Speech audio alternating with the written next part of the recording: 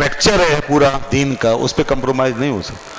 خاندانی نظام کا ایک اسٹرکچر ہے مرد و عورت کے حقوق کے حوالے سے، سیاسی نظام کا ایک اسٹرکچر ہے، اس پہ کمپرومائز نہیں ہو سکتا. معاشی نظام کا ایک اسٹرکچر ہے، اس پہ کمپرومائز نہیں ہو سکتا. کچھ احکامات اس کی ڈیٹیل میں آتے ہیں جو نافذ ہوتے ہیں، فرض ہو جاتے ہیں، لازم ہو جاتے ہیں، اس پہ کمپرومائز نہیں ہو سکتا. مثال کے طور پر شوہر کو طلاق کا اختیار ہے اور بیوی کو طلاق کا اختیار ہے، اس پہ کمپرومائز نہیں ہو سکتا. یہ خاندانی نظام کے اسٹرکچر کے اندر شامل ہے گویا. ٹھیک بات. اور اسی طریقے سے مرد کی بنیادی ذمہ داریاں اور عورت کی بنیادی ذمہ داریاں اس کو چینج نہیں کیا جا سکتا، اس پہ کمپرومائز نہیں. ایک حاکم وقت کو کس حیثیت سے مسلمانوں پہ حکومت کرنی ہے، اس پہ کمپرومائز نہیں ہو سکتا. وہ حاکم مطلق نہیں بن سکتا، وہ صرف اور صرف اللہ اور رسول صلی اللہ علیہ وسلم کے حکم کو دنیا پہ پیش کرے گا.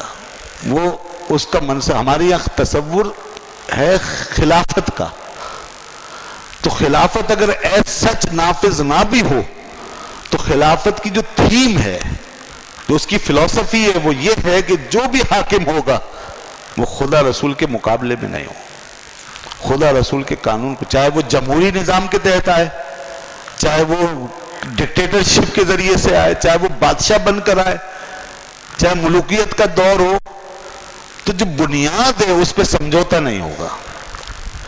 صورتوں پہ ہو سکتا ہے، جمہوری نظام اگر اپنا لیا گیا ہے تو کوئی حرج نہیں. ایک زمانے تک ملوکیت رائج رہی ہے، کوئی حرج نہیں ہے. بڑے بڑے لوگ اس ملوکیت کے ماتحت چلتے گئے، اس میں کوئی مسئلہ ایسا نہیں ہوا کہ کسی نے اس کے خلاف محاذ باندھا ہو کہ بادشاہ کہاں سے آ گئے. یہ جو صورت پرستی ہے نا، صورت پرستی، اور اسلام کو صورت پرستی کے انداز میں پیش کرنے کا جو عمل ہے، یہ کچھ لوگوں کی شدت پسندی ہے، انتہا پسند ہے. اس نے بڑے مسائل پیدا کیے اور اس نے تاریخ کو بھی مشکوک کر کے رکھ دیا، اور پوری ہمارے جو ایک تاریخی تقدس ہے اور اسلاف کی جو عظمت ہے اس کو پرگندہ کر دیا. چھوٹے چھوٹے ذہنوں نے جنہوں نے اسلام کے 2 لفظ پڑھے اور انہوں نے صرف اپنا امتیاز ظاہر کرنے کے لیے، اپنی پہچان کے لیے کہ، اور پھر اس کے بعد کیا ہوا ہے کہ چھوٹے چھوٹے گروہوں نے خلافتوں کے دعوے کر کے آپس میں جو کچھ تو خون کیا ہے، اس کی مثال نہیں ملتی بردری. جس کے بعد اب سمجھ جانا چاہیے ہمیں اس بات کو کہ ہمارے اسلاف کتنے جہاں دیدہ تھے،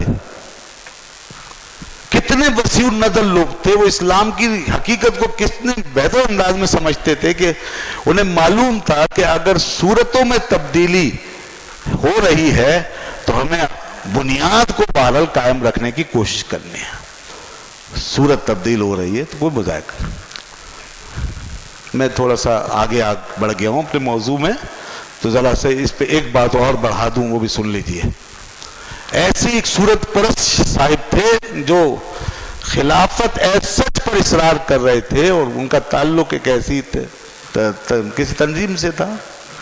میں نے ان سے کہا کہ اگر ایسی بات تھی تو رسول اللہ صلی اللہ علیہ وسلم یہ کیوں فرمایا کہ خلافت 30 سال رہے گی، اس کے بعد ملوکیت ہوگی؟ اس کا کیا مطلب ہے؟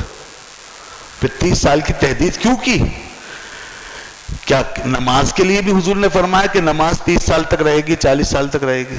کوئی اور حکم اسلام کا روزہ اتنے سال تک رہے گا؟ کوئی اور حکم بھی ایسا ہے؟ نہیں ہے نا.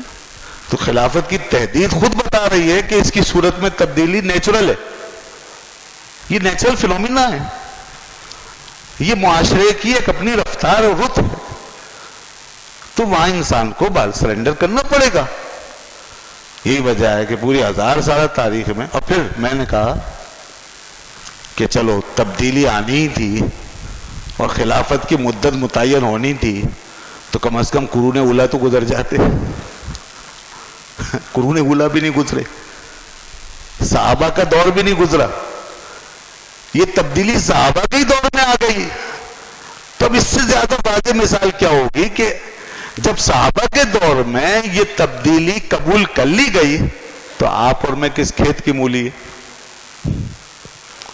آپ اور میں کیا کون سا زور لگا لیں گے؟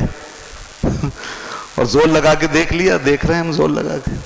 تو بس یہ ایک صورت.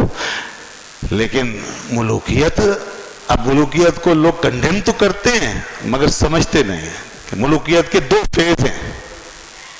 ملوکیت کا ایک فیز تو وہی ہے جس میں کہ جو خلافت کی حقیقت ہے وہ بھی مسخ ہو جائے، یعنی خدا کے احکام نافذ نہ ہوں، بادشاہوں کا حکم چلنے لگے، اللہ کا قانون بدل جائے، ظلم ہونے لگے، زیادتیاں ہونے لگے، ویسے ہی جیسے یزید جیسے لوگوں کے دور میں ہوتا تھا. یہ کنڈیمیبل ہے. لیکن اگر ملوکیت خلافت کی روح کو اپنا کر، ملوکیت ہی کے رنگ میں خلافت ہی کی روح کو نافذ کر کے رکھے اور عدل و انصاف کا بول بالا کر دے اور خدا سے ڈرنے اور تقوی و پرہیزگاری کی بنیاد پر نظام چلے اور اسلام کے قوانین نافذ ہوں، تو ایسی ملوکیت ہم جیسوں کی خلافت سے بھی لاکھ گنا بہتر ہے. وہ کیوں؟ اس لیے کہ حضرت عمر بن عبدالعزیز جیسا آدمی دوبارہ نہیں آیا. دیکھو ملوکیت تھی، بادشاہت تھی، مگر دیکھ لیجئے حضرت عمر بن عبدالعزیز رضی اللہ عنہ جو اموی دور ملوکیت میں سے ایک تھے، عمر بن عبدالعزیز. ملوکیت کیا تھی جناب؟ سبحان اللہ.